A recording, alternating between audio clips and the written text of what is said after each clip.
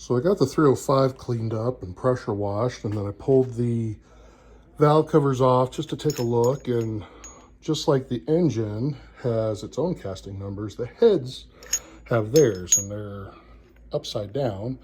But that is a 3970126,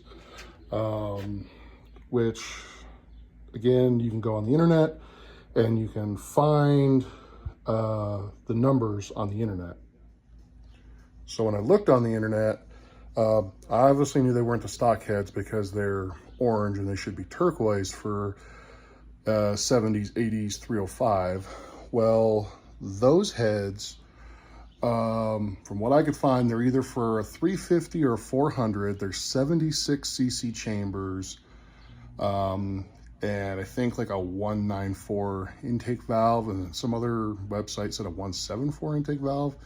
I don't know, but either way, that's not good for a 305.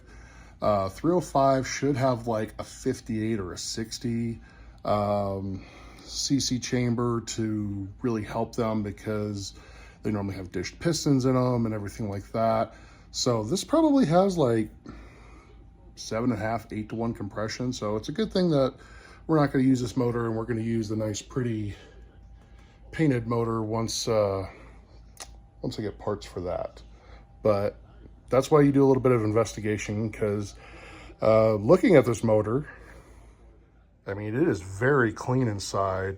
Looking at the heads here and even down here in the valley, it's really clean. So I think, it either was rebuilt or gone through at one point. So I could have just reused this, but it would have been a dog, because these 305s were rated at like 150, 170 horsepower. And this one would have been lower because the 76 cc chamber heads.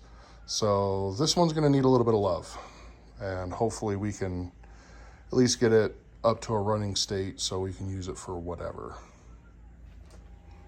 But that's the motor we're building, and it's different than the motor that's in there.